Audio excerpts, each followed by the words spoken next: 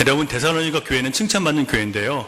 이 데살로니가 교회가 마지막으로 결론 짓는, 지금 이 말씀 속에서 데살로니가 교회를 칭찬하면서 마지막으로 결론 짓는 말이 뭐냐면 이 10절 마지막 절, 이는 장래에 노하심에서 우리를 건지시는 예수시니라. 자, 그 초점이 누구에게 맞춰져요? 예수님께 맞춰져요. 초점이 예수님께 맞춰지는 교회는 하나님이 칭찬하시는 교회고 살아있는 교회예요. 하지만 초점이 성도에게 맞춰지면요, 그 교회는 반드시 무너지게 되어 있어요. 여러분, 듣기 싫겠지만 이걸 받아들이셔야 돼요. 성도에게 초점이 맞춰진 교회는요, 반드시 썩게 되어 있어요.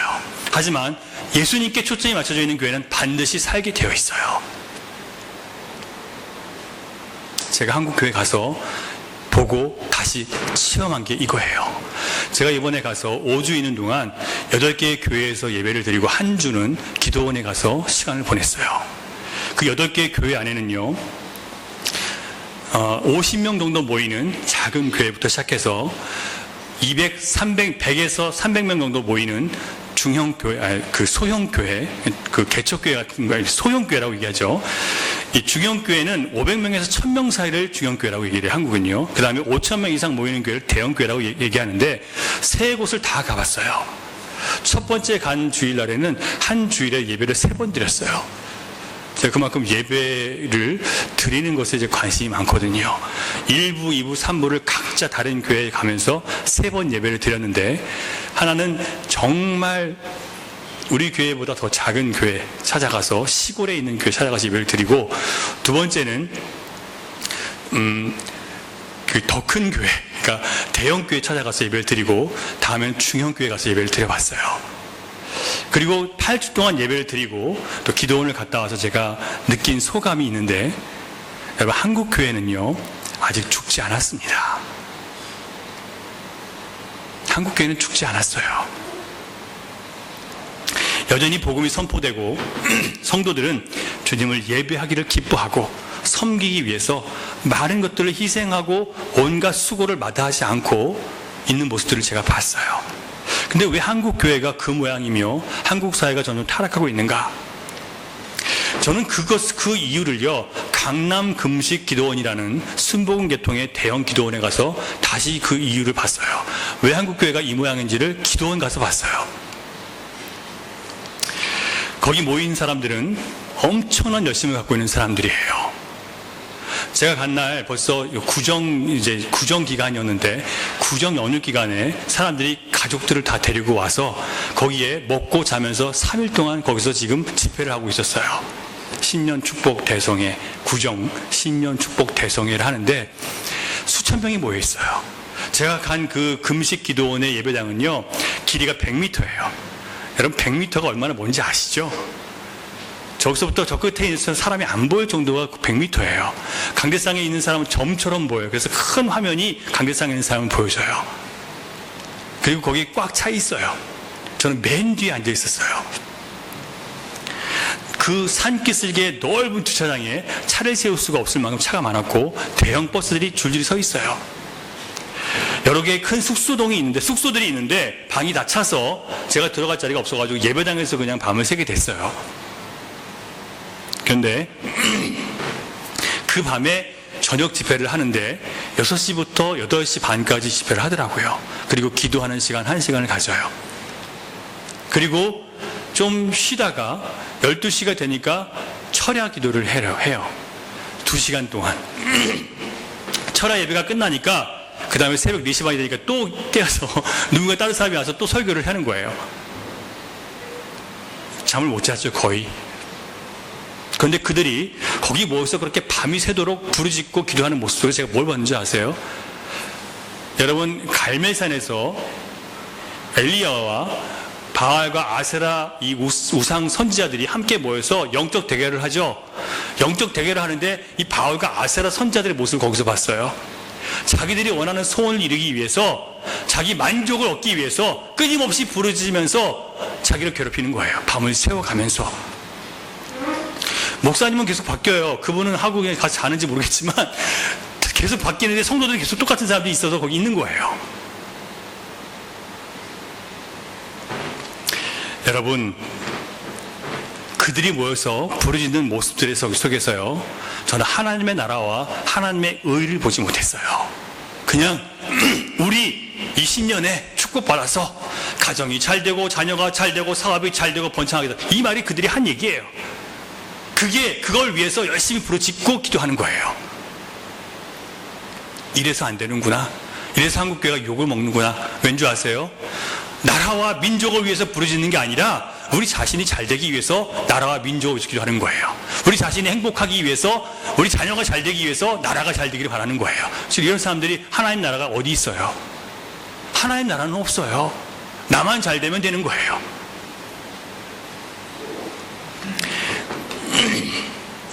기도원에 가서 저는 그 꼴을 봤어요. 물론 신실한 사람도 있었겠죠. 하지만 대부분의 사람들이 헌금을 거기서 얼마나 강요하는지, 진짜 그렇게 노골적으로 헌금을 강요하는데 처음 봤어요. 시간마다 드려야 삽니다 뭐 이러면서 목소리도 이래요.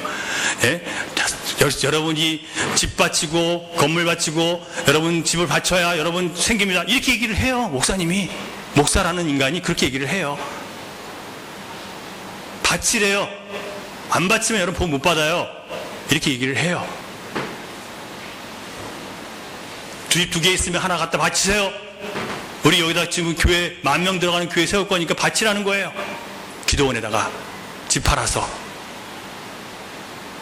여러분이 정말 하나님의 자녀로서 내가 가지고 있는 소유가 하나님께서 쓰임받기를 원하는 사람을 드린다면 그건 하나님께서 받으실 만한 예물이 돼요. 하시면 기뻐하시죠. 집이 2개면 하나 바치세요. 정말 그게 하나님의 기쁨이 되는 거니까, 정말 그러하다면. 하지만 내가 어떤 복을 얻기 위해서, 내 만족을 얻기 위해서 여러분 그런 마음으로 그거 한다면 그건 여러분 하나님을 만으로 여기는 거예요. 하나님을 조롱하는 거와 똑같은 거예요. 근데 거기서 그러고 있어요. 얼마나 사람들이 열심히 갖다 바치는 줄 알아요? 저는 제가 주님 앞에 드리는 마음으로 헌금을 하지만 거기서 괜히 아까운 마음이 들더라고요. 이 교회, 거기다 그 건물 세울까 봐 아깝더라고요, 제가요. 지금도 거기 수천 명 들어가는 예배당이 있는데 10,000명 들어가는 예배당을 만드는 게 하나님께서 자기에게 주신 뜻이라는 거예요. 정말 그럴까요?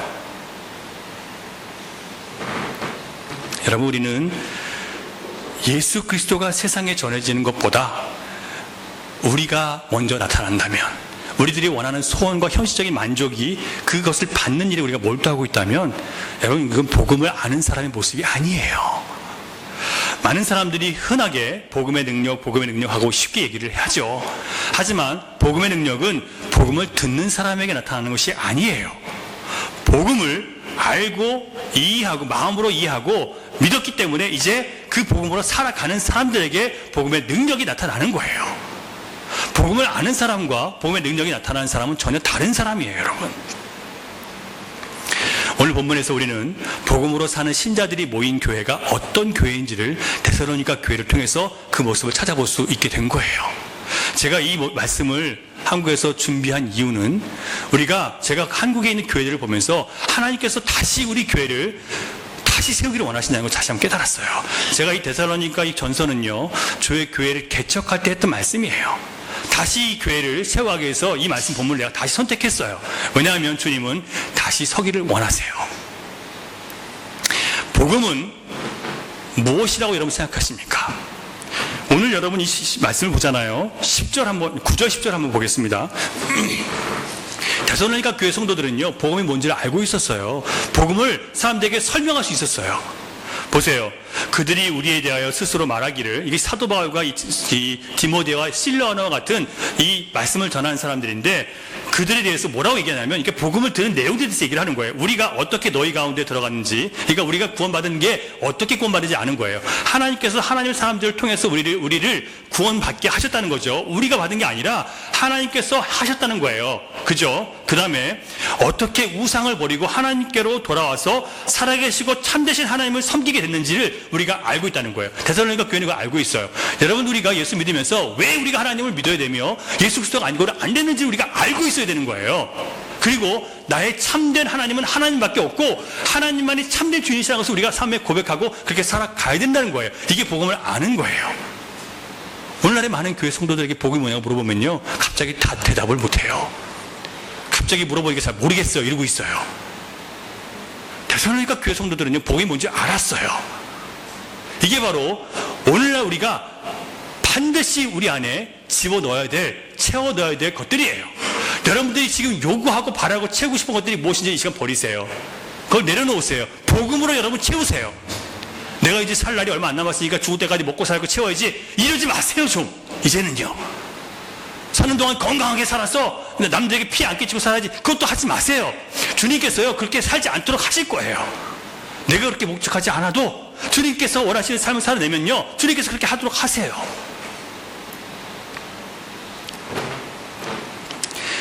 복음은 내가 죽고 예수 그리스도가 내 안에 살아야 된다는 것을 우리가 아는 것이 복음이에요. 나의 경험, 나의 생각, 나의 가치, 나의 판단, 언제든지 예수 그리스도를 믿는 믿음의 과정 속에서 내 것이 주님과 다르다면 뭐 해야 돼요? 나를 쳐서 복종시키는 게 복음의 사람들인 거예요. 나를 쳐야 돼요. 복음으로 사는 사람들은요, 그래서 불평하지 않아요. 복음으로 사는 사람들은 점점 감사할 사람으로 변화되고요, 현실 속에서 내가 무엇을 가지고 안 가진 것 때문에, 그것 때문에 좋았다 슬펐다 하지 않아요. 있으면 있는 거고 없으면 없는 거지. 주시는 분도 주님이시고 가져가시는 분도 주님이시니까 나는 주님께 찬양만 드리지, 이 고백을 우리가 하는 게 복음을 아는 사람의 모습인 거예요. 여러분이 그렇지 못하다면요, 세상 가운데 현실적인 가운데 마음이 뺏기고 있다면 여러분 이 믿음을 달라고 여러분 기도하시고 그냥 매달리셔야 되는 거예요.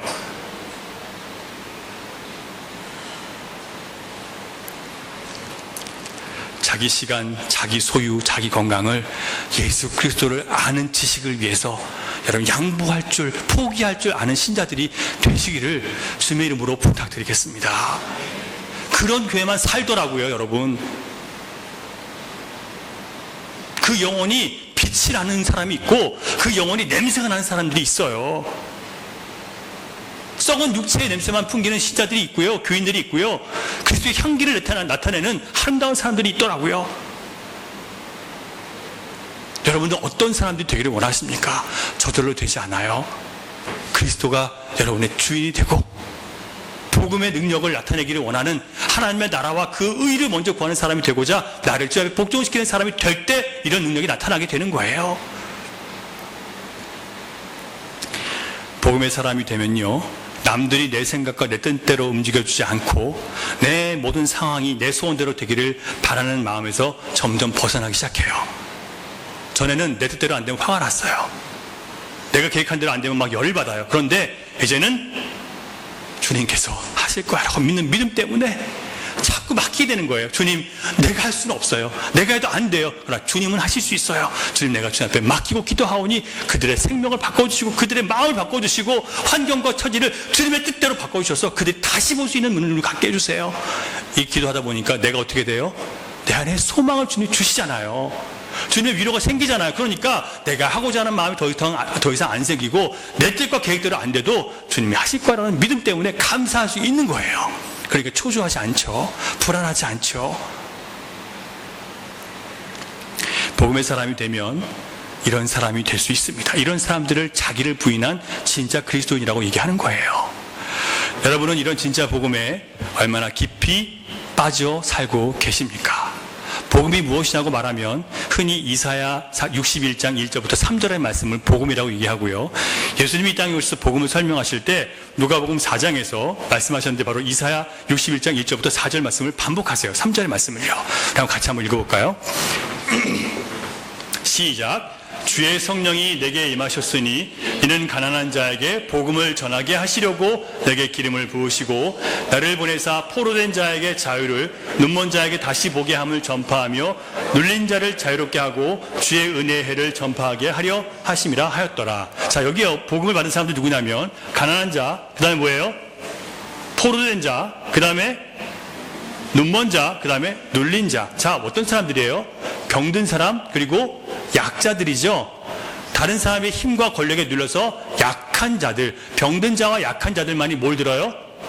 복음을 들을 수 있는 귀가 있다는 거예요.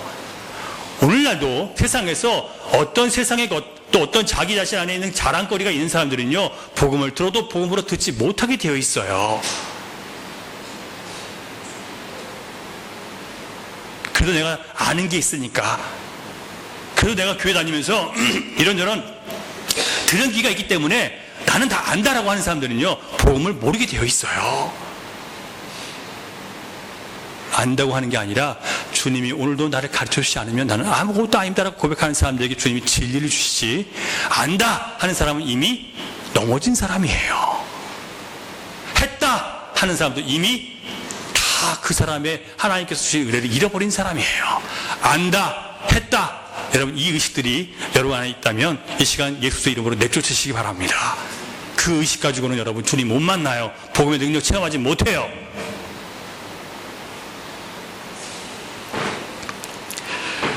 자, 그러면 여러분, 가난한 사람들에게 아름다운 소식이 뭐겠습니까? 가난한 사람들은 어떻게 되기를 원해요? 부유해지기를 원하죠. 자, 여러분, 예수 믿는다는 것은 부유함과 관련이 있는 거예요. 예수님 믿었는데 부유해지지 않았다면 여러분 잘못 믿으신 거예요. 여러분, 예수 믿으면서도 맨날 누구한테 구걸해야 되고 누구한테 가가지고 내 형편이 어렵고 힘들고 이런 얘기만 해야 된다면 여러분 부유함을 모르고 계시는 거예요.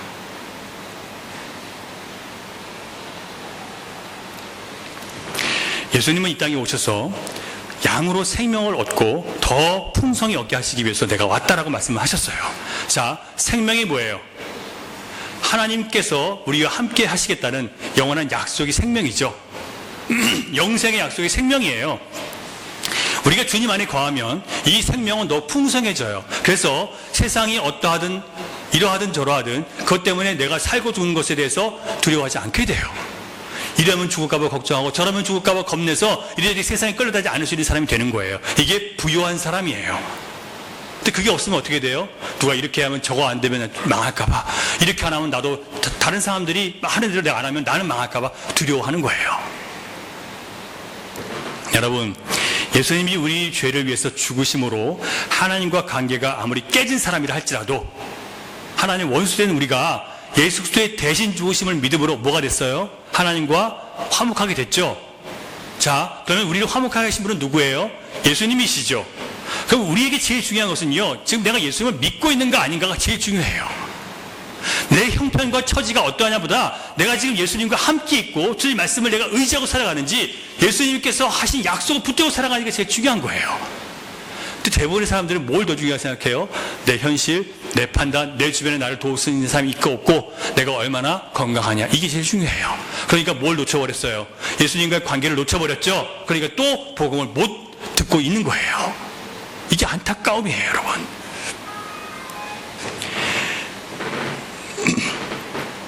여러분, 복음을 아는 사람은요, 더 이상 세상이 제공하는 어떤 조건도 완전하지 못하다는 것을 알기 때문에 예수 그리스도 안에서 거하는 그 행복을 세상 것으로 빼앗기기를 원하지 않아요. 자, 잘 생각해 보세요. 골로새서 1장 19절을 보면 이런 말씀이 있습니다. 골로새서 1장 19절을 보면 아버지께서 모든 충만으로 예수 그리스도 안에서 거하게 하셨다. 자, 모든 충만이 누구 안에 있다고요? 예수 안에 충만함이 있대요. 여러분, 우리의 만족이 어디 있다고요? 예수 안에 거하는 사람에게 만족이 있어요. 자, 뷔페를 가면요, 많은 음식들이 있죠. 내가 배가 찰 대로 찼어요. 그러면 그 음식들이 더 이상 맛있게 보이나요? 저거 먹으면 토할 것 같은 마음이 들게 돼 있어요. 많이 먹으면 집어넣으려고 해도 안 들어가요. 예수님으로 채워진 사람들은요, 세상 것을 아무리 집어넣으려고 해도 안 들어가게 돼 있어요. 우리가 여전히 세상 것들 자꾸 바라고 있다면 뭐인 거예요? 예수가 내 안에 안 계시다는 증거예요. 이게 여러분, 우리의 안타까움이 돼야 돼요. 아직도 내 안에 주님이 계시지 않구나. 이게 우리의 안타까움이 돼야 되는 거예요.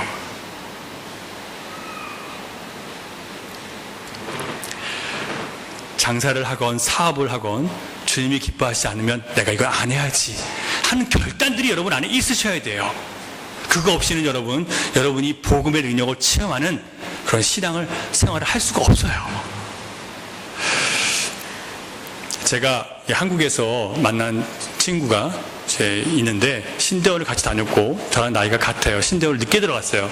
그러니까 보통 사람들보다 신대원을 늦게 들어갔습니다. 저도 그랬고, 이 친구가 한국의 신원에베레스트라고 유명한 그 옷을 만드는 기업이 있어요. 세계적인 기업이고 굉장히 좋은 그 재벌 기업인데 그 집안 사람이에요. 그리고 이 친구가 자기 사업을 했었어요. 중국을 대상으로 해서 사업을 크게 해서 굉장히 부유한 재벌에 속하는 사람인데, 하나님께서 부르셔서 그걸 포기하고, 망해서 온 건 아니에요. 포기하고 내려놓고 이제 신전에 돌아와서 저랑 같이 나이가 같아서 같이 공부하고 같이 친구로 오랫동안 지냈어요. 이번에 이제 들어가서 봤는데 목사를 그만해요. 이제 목사를 안 해요. 교회 목회를 안 해요.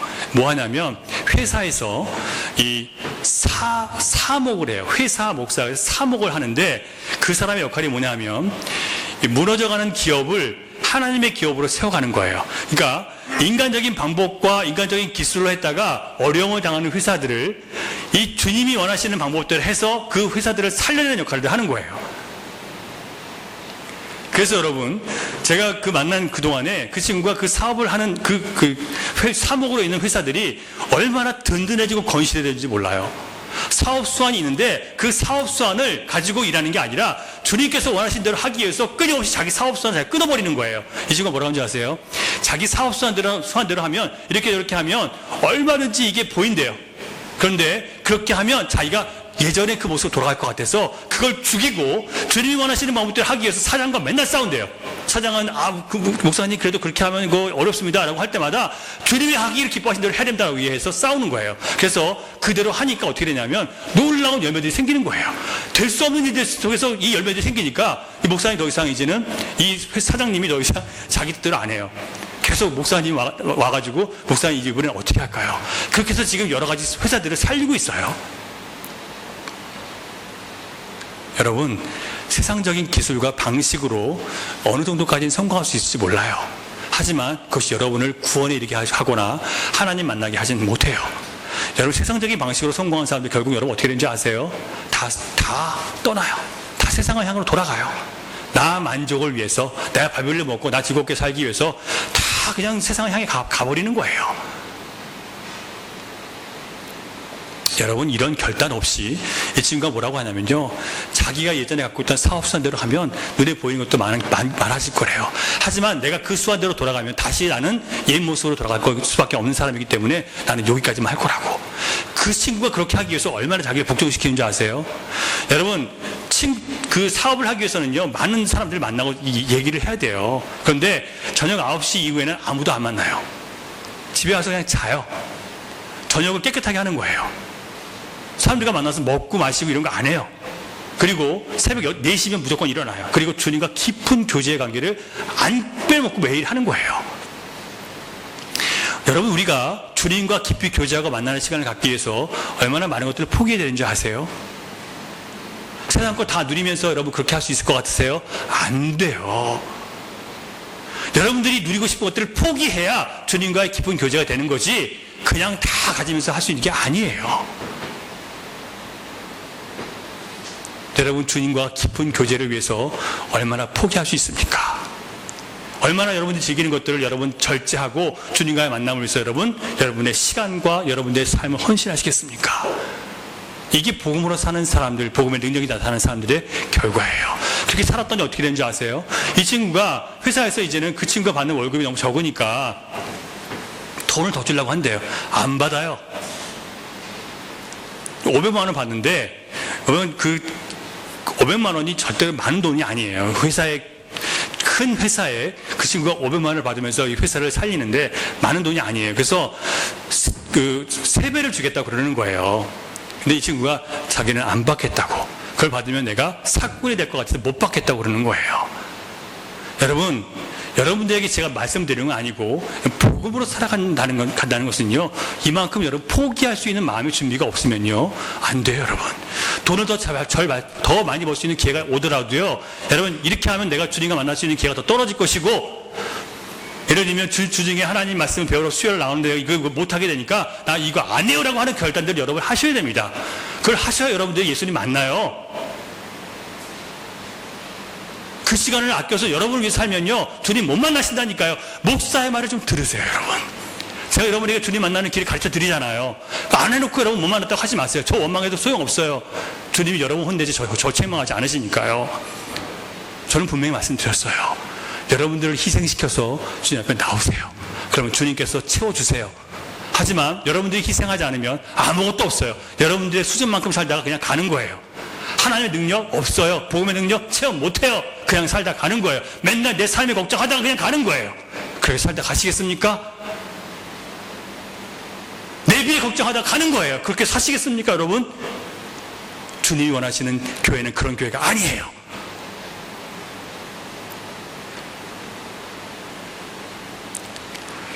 예수를 만난 사람들은 복음 때문에 어떤 불편함이나 괴로움도 마다하지 않았습니다. 그 자리를 지켜냈어요. 여러분, 우리 처음에 교회 예배할 때 어떤 교회에서 예배했습니까? 화장실도 없어가지고 그냥 소변 참느라고 얼마나 고생들 하셨어요. 저기저기 주변 돌아다니면서 볼일 보시느라고 얼마나 고생하셨어요. 밥도 못 해먹고 저 바깥에 창문도 없어가지고 바깥에서 소음 다 들어오고 얼마나 시끄러웠어요. 그 겸손한 마음들이 여전히 우리 안에 있는지 한번 확인해 보세요. 제가 그때 설교를 얼마나 길게 했습니까? 1시간 반씩 설교를 했어요. 그런데 참고 여러분 기다린 사람만 오늘까지 오는 거예요. 복음은 아무나의 것이 아니에요. 깨달음도 아무나의 것이 아니에요. 참고 견디는 사람에게만 오는 거예요. 진짜 신자는 아무나 되는 게 아니에요.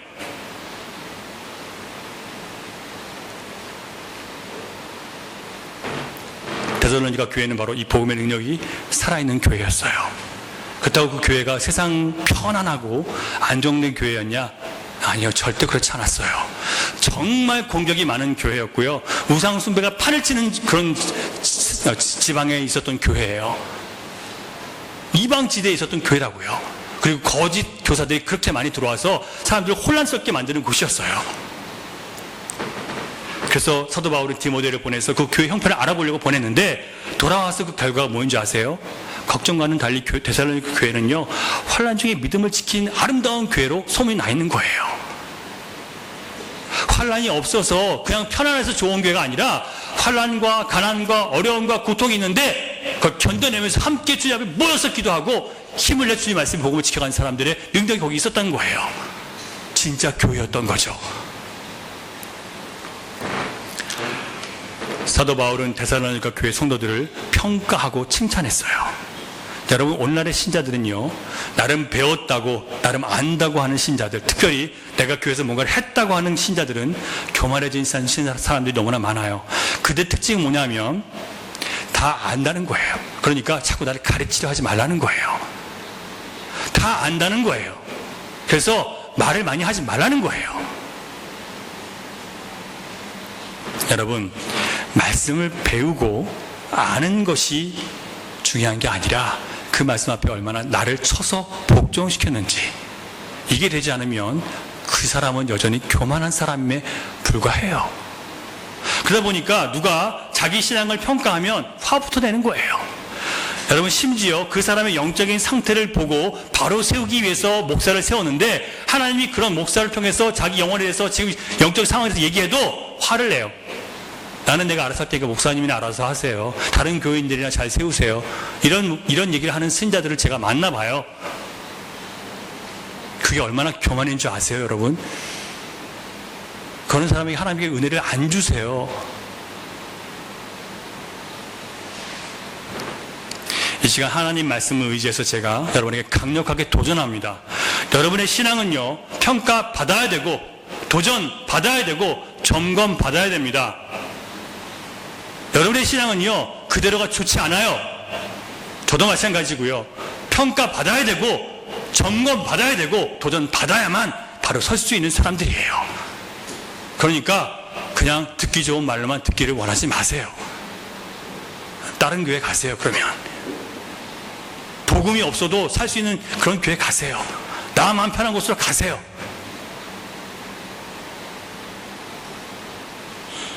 제가 왜 이렇게까지 얘기하는지 여러분, 제 뜻을 알아야 돼요.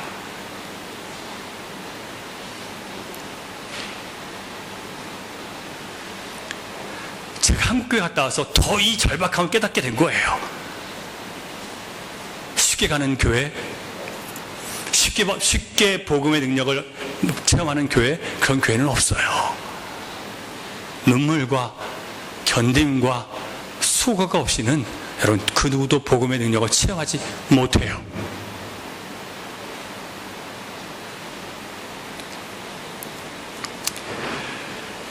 자주 말씀드리지만 복음은 복받으라고 하는 말씀이 복음이 아니에요. 예수 그리스도를 주와 그리스도로 모시고 하나님과 화평하라는 말씀이 복음이에요. 하나님을 주인으로 섬겼던 원래 그 창조의 모습을 회복하라고 하는 게 복음이에요. 내가 주인된 자리에서 내려와서 주님이 주인된 자로 주님의 생각과 뜻이 나를 다스리도록 나를 포기하게 만드는 게 복음이에요. 예수 믿었으니까 여러분 뜻대로 다 되게 하라는 게 복음이 아니에요.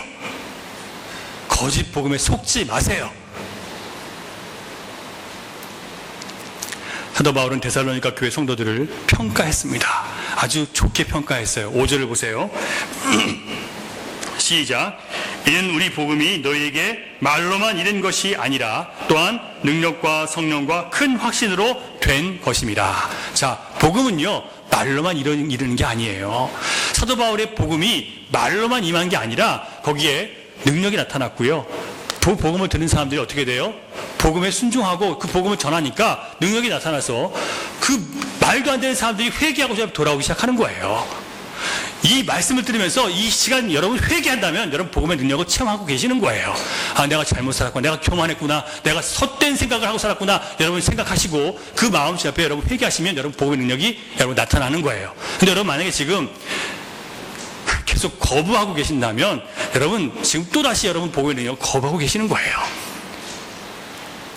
나는 내가 믿던 대로 믿을 거야, 내 방식대로 살 거야. 여러분 이게 바로 교만이에요.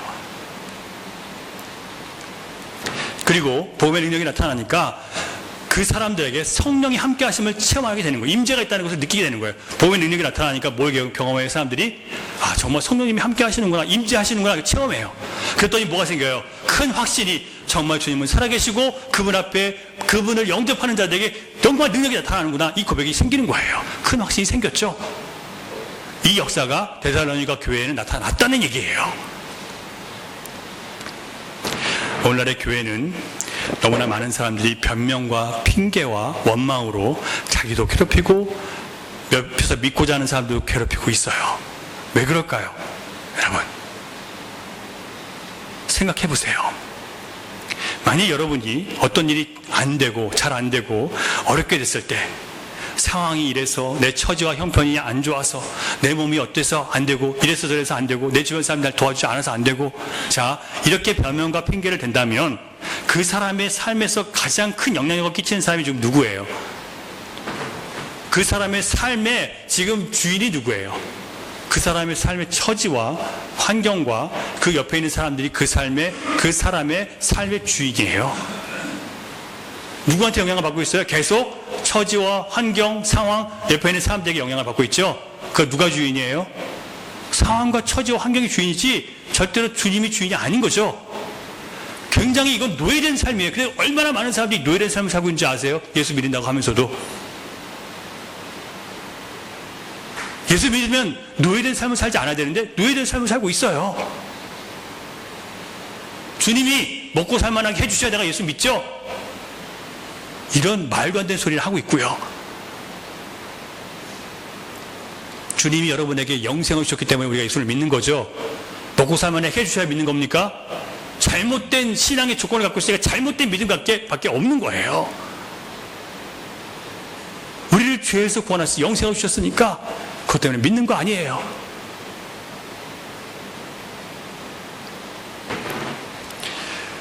여러분, 환경의 노예, 주변 사람들의 노예가 아니고요.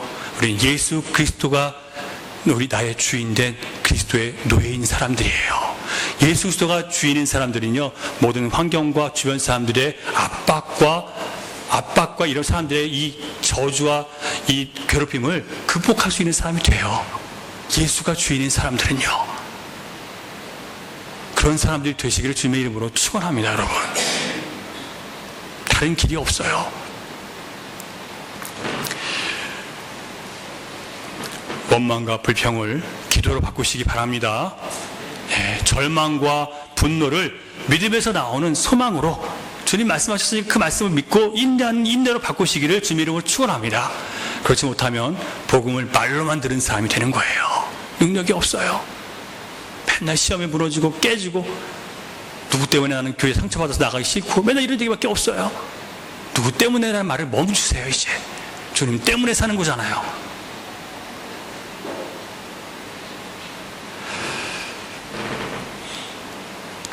잘 살아보겠다고 성공한 사람들 뒷공문이 쫓아다니지 마시고, 잘 나가는 사람들 붙들고 신세한탄하지 마시고, 여러분 주와 그리스도를 나의 주와 선생으로 모시고 따라가시기 바랍니다.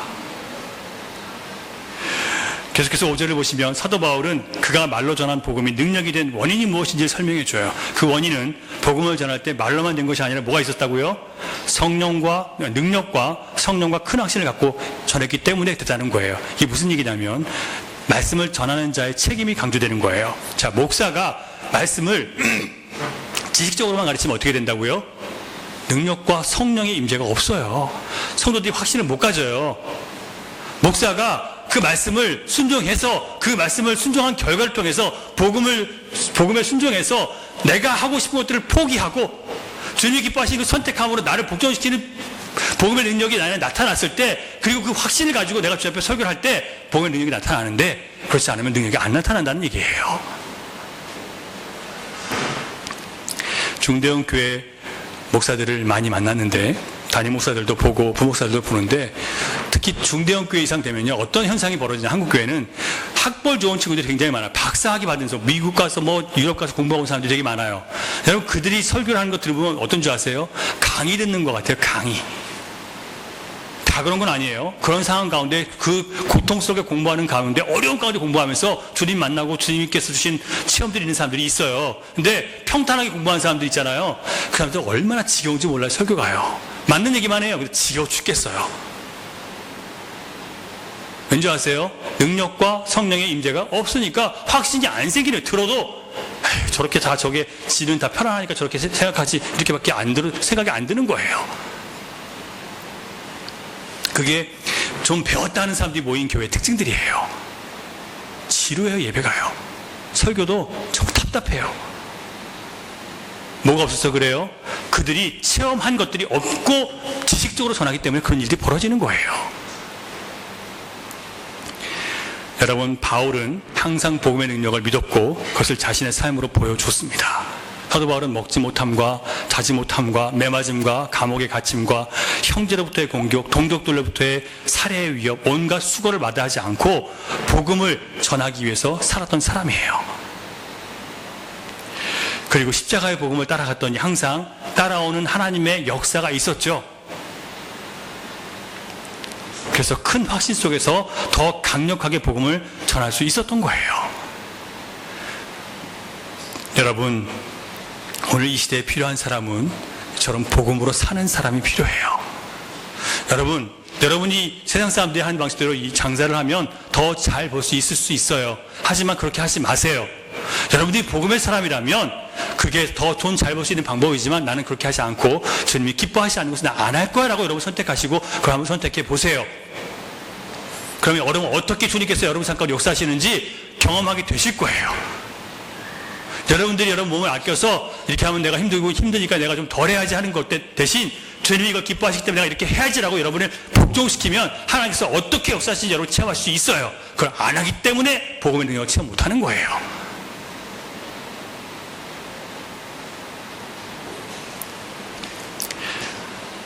사도 바울은 자신 있게 선포했습니다. 자신과 디모데와 실로아노가 어떻게 복음으로 살았는지 너희가 안다. 사랑하는 여러분, 여러분들이 복음으로 사는 것을 다른 사람들이, 여러분 자녀들이, 여러분 주변 사람들이 알도록 그렇게 사는 여러분들 되시기를 주님의 이름으로 축원합니다. 장사를 하든 자녀를 키우든 뭘 하시든지 복음으로 사는 모습을 여러분 보여주셔야 돼요. 이걸 포기하면 여러분 인생 포기한 것과 똑같아요. 여러분 영혼을 포기한 것과 똑같아요. 여러분, 이 목사의 설교를 좀 들으세요. 복음으로 사는 것을 포기하면 여러분 영혼을 포기한 것과 똑같은 거예요. 여러분 세상에서 아무리 잘 먹고 잘 살고 강력한 권세를 갖다 할지라도 여러분 영혼을 구원하지 못해요. 복음으로 사는 사람만, 복음 때문에 여러분들이 누릴 수 있는 것들을 포기하는 사람만, 세상 것들을 내려놓는 사람만 이 복음의 능력을 체험하게 되는 거예요. 그리고 주님이 채우시는 기쁨을 맛볼 수 있어요. 여러분, 우리가 선교지 교회 건축을 위해서 우리 교회 리모델링을 기료했죠. 자, 하나님께서 어떻게 하셨어요? 우리 교회가 선교지보다 먼저 리모델링 끝나게 하셨죠. 우리 우리 걸 포기했어요. 하지만 하나님께서 어떻게 하셨어요? 하나님이 다른 도움을 통해서 일하셨죠. 이런 체험들을 우리가 체험한 사람들처럼 내 삶 가운데서 그렇게 고백하고 살아가라는 거예요. 하나님 우리 교회 성도들에게 왜 이런 체험을 주는지 아세요? 교회적으로, 개인적인 삶에서 똑같이 하라는 거예요. 이거 안 하면 죽을 것 같은 거 하나님이 기뻐하지 않으면 하지 마세요. 하나님을 먼저 선택하세요. 하나님 기뻐하시는 것을 먼저 여러분 선택하세요. 복음으로 사세요 좀. 그리고 나서 어떻게 하나님이 역사하시는지 체험하고 그 큰 확신 속에서 여러분이 복음을 산다는 것을 세상 가운데 보여주세요.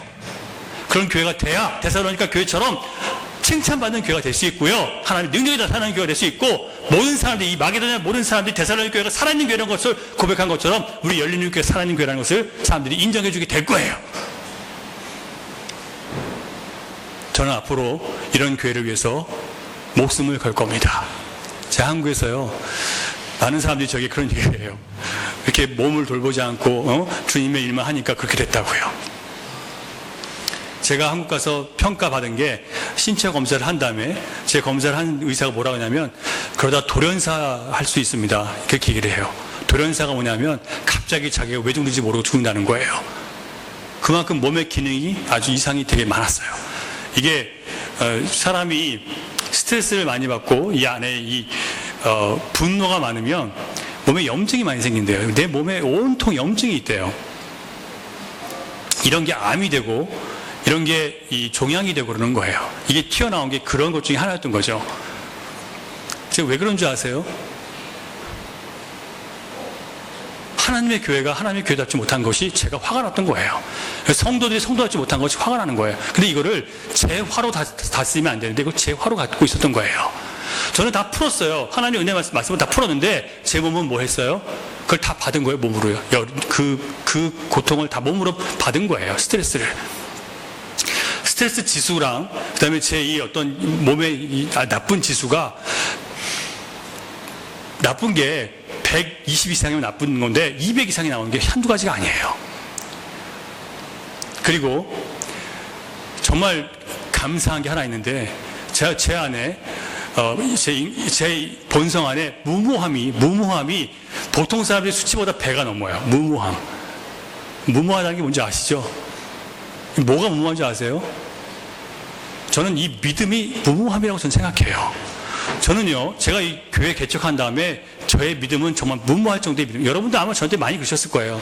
말도 안 되는 거 하지 마시라고. 저는 그런 얘기 굉장히 많이 들으면서 교회 개척해서 여기까지 왔어요. 말도 안 된다고, 그거 안 된다고. 무모하죠. 그런데 그 하나님께서 믿음으로 바꾸셨을 때 이 무모함은 저에게는 믿음이에요. 이게 정말 저한테 축복인 거예요. 무모함이 다른 사람들의 배가 넘어요. 중독이 배가 넘어요. 뭐가 중독인지 아세요? 주님께 중독된 거예요. 저는 그렇게 생각해요. 저를 사로잡고 있는 것이 뭐냐? 몸은 비록 망가졌지만 주님을 향한 믿음과 주님을 향한 중독이 됐으면 난 그걸 만족해요. 사람들이 뭐라고 하는지 아세요? 차라리 한국 돌아와서 몸을 돌보면서 사역을 하시라. 한국 교회는 없냐고. 좋은 말이죠. 하지만 하나님이 저희를 여기 보내신 하나님의 뜻을 그 사람은 모르잖아요. 하나님이 이 교회 가운데 이 아르헨티나 땅에 복음으로 서 있는 교회를 세우고자 하신 하나님의 뜻을 그들은 모르잖아요. 그러니까 여기 한국 와서 건강 챙기면서 그러면서 선교하래요. 그리고 그 바깥 교회를 향해 도우라는 거예요. 좋은 얘기지만 하나님의 뜻은 아니에요. 사랑하는 여러분, 주님의 복음을 따르는 것, 주님의 능력이 나타나는 그런 신자들이 여러분 되시기를 주님의 이름으로 축원합니다. 하지만 쉽지 않아요. 왜냐하면 복음에는 항상 십자가가 있기 때문에 그래요. 자기를 부인하는 것들이 필요하기 때문에 어려워요. 하지만 여러분이 복음에 순종하는 그 순간 뭐가 나타나요? 성령의 임재와 능력이 나타나기 시작해요. 그래서 내가 하지 못하는 걸 하게 해요. 아까 우리가 그 사랑이 나를 온전케 해. 내가 갈 수 없는 곳에 가게 한다 그랬죠? 뭔지 아세요? 내가 하지 못하고 흉내내지 못한, 나는 도저히 감당하지 못했던 것들을 내가 삶 속에 하고 있는 거예요. 그리고 가지 못할 천국에 내가 가 있게 만드는 거예요. 뭐가 그렇게 한다고요? 주님의 사랑, 곧 복음의 능력이 그렇게 하는 거예요. 그 사랑은요, 내가 아무리 나를 희생시키고 나를 내려놓는다 할지라도 내가 죽지 않는다는 것을 믿게 만드는 그 능력이에요. 사랑하는 여러분, 이 복음의 능력으로 다시 한번 깨어나는 교회가 될 수 있기를, 신자들이 될 수 있기를 주님의 이름으로 간절히 부탁드립니다. 이것만이 주님의 교회가 이 땅 가운데 다시 한번 일어서서 하나님의 부흥을, 또 하나님의 회복이 있는 나라로 다시 일으키는 유일한 방법이에요. 저와 여러분이 이런 교회를 위해서 함께 달려가는 교회와 신자가 될 수 있기를 간절히 바라면서 말씀 전해드렸습니다. 기도하겠습니다. 주님 감사합니다. 복음의 은혜를 받고도 복음의 능력과 성령의 임재와 큰 확신이 없이 이리저리 끌려다니고 무너졌던 우리들을 주님께서 다시 한번 세워주시기 위해서 말씀을 주셔서 감사드립니다. 하나님, 이제 복음으로 살아가는 복음의 능력이 있는 사람, 성령의 임재가 있고 큰 확신을 가져서 그 누구도 우리가 갖고 있는 이 믿음의 능력을 빼앗지 못하는 성도들이 될 수 있기를 간절히 바라오니 주님 그렇게 세워주시옵소서. 우리가 그런 체험을 고백하고 감사하고 전할 때 우리 교회가 이 부에노스아이레스 이민사회와 현지 교회의 본이 되는 교회가 될 수 있도록 새롭게 해 주시옵소서. 변명하고 주변 탓하고 핑계하는 일을 멈추게 하시며 다시 한번 예수 그리스도의 종으로 살아가고자 하는 결단이 우리 안에 생길 수 있도록 주여 도와주시옵소서. 믿사오니 예수님 이름으로 기도드립니다. 아멘.